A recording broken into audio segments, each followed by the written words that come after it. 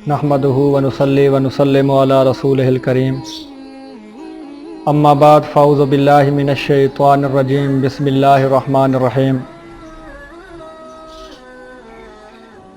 बल्लिगु अन्नी वलौ आया। सदक़ल्लाहुल अज़ीम।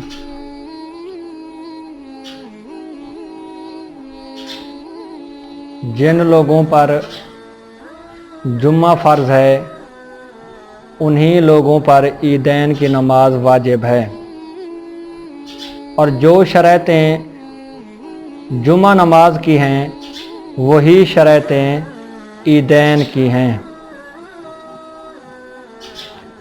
मगर फ़र्क ये है कि जुम्मा के अंदर खुतबा जो है ये फ़र्ज़ है और ईदैन का खुतबा जो है ये सुन्नत है।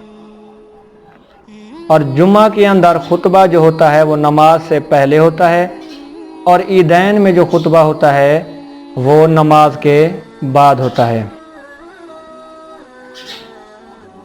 तो ईद जो है वो साल के बाद आती है, तो अक्सर भाई जो हैं वो नमाज ईद का तरीक़ा भूल जाते हैं।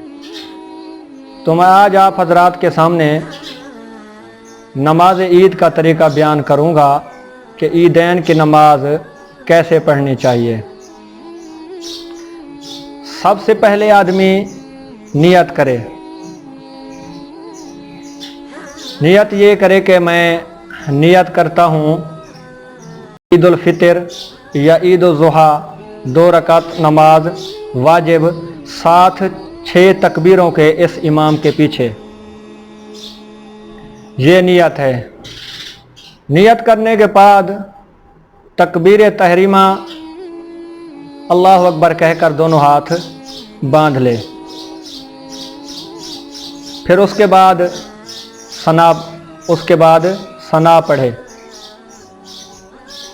सना पढ़ने के बाद दोनों हाथ कानों तक उठाए और अल्लाह अकबर कहकर दोनों हाथ छोड़ दे। इसी तरह दूसरी बार दोनों हाथ कानों तक उठाए और अल्लाह अकबर कहकर छोड़ दे। इसी तरह तीसरी दफ़ा दोनों हाथ कानों तक उठाए और अल्लाह अकबर कहकर दोनों हाथ नाफ के नीचे बांध ले।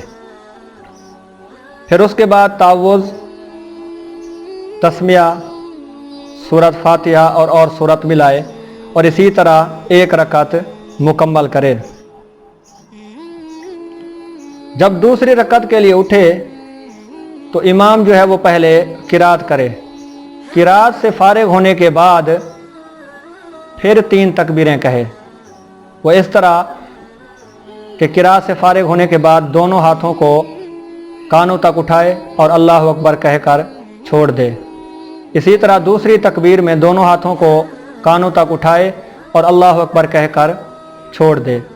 इसी तरह तीसरी तकबीर के लिए दोनों हाथों को कानों तक उठाए और अल्लाह अकबर कहकर छोड़ दे, और चौथी दफ़ा बग़ैर हाथों को उठाए हुए अल्लाह अकबर कहकर रकू में चला जाए। तो इसी तरह दूसरी रकत भी मुकम्मल।